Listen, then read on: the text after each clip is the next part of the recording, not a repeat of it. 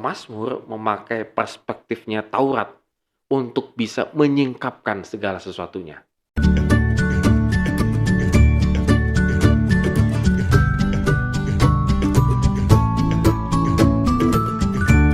Morning Good Readers, hari ini kita bersyukur karena Tuhan begitu baik dalam kehidupan kita dan kita tetap semangat, optimis untuk melakukan segala kegiatan kita. Dan kita akan kembali merenungkan firman Tuhan di Mazmur 119 ayat 17 sampai dengan 24. Tetap semangat juga untuk membaca dan merenungkan firman Tuhan. Ya, Good Readers, apakah pernah merasa sendirian dan terasing di suatu daerah yang baru misalnya?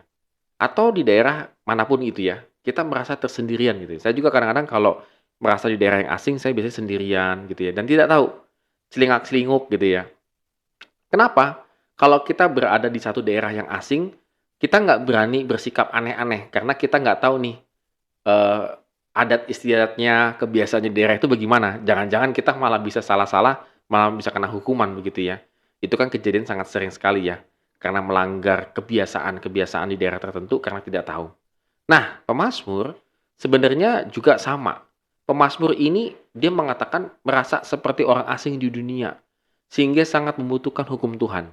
Dia seperti orang asing di dunia itu artinya di tengah-tengah godaan yang luar biasa dan di tengah-tengah orang berdosa. Bahkan dia dikelilingi oleh pemuka-pemuka.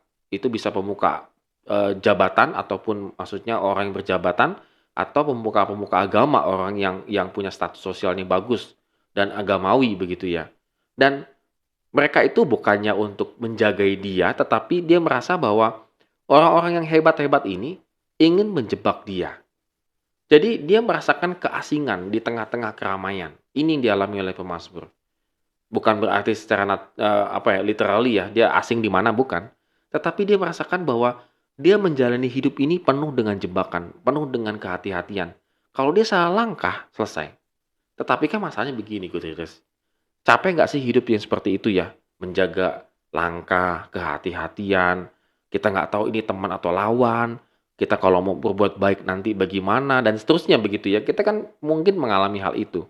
Nah, pada hari ini kita melihat satu kalimat yang diserukan oleh pemazmur di ayat yang ke-18.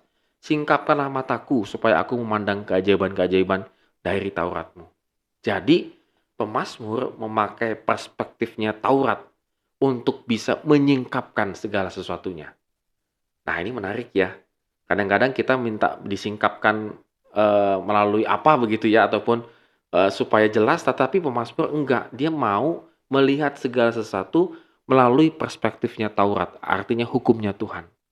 Supaya itu menjadi peringatan bagi dia dan menjadi warning bagi dia, nasihat bagi dia, sehingga dia menjalani kehidupan dunia yang asing ini, dia tetap hati-hati dan tidak terjebak. Oleh karena itu, Good Readers, pada hari ini, kalau sedang melakukan aktivitas apapun, ayo kita coba deh dari perspektifnya Tuhan. Supaya kita tidak terjebak dengan pertengkaran, perselisihan, amarah, dendam, benci, dan seterusnya. Kadang masalah-masalah kita muncul, itu kan karena dari perspektif kita sebagai manusia yang ego. Tetapi pemazmur mengajarkan kita, singkapkanlah mataku, supaya aku memandang keajaiban-keajaiban dari Tauratmu. Kita bisa melihat segala sesuatu pada hari ini yang terjadi melalui perspektif firman Tuhan. Dan kita akan melihat betapa Tuhan penuh dengan keajaibannya. Amin. Kiranya Tuhan memberkati kehidupan kita hari ini.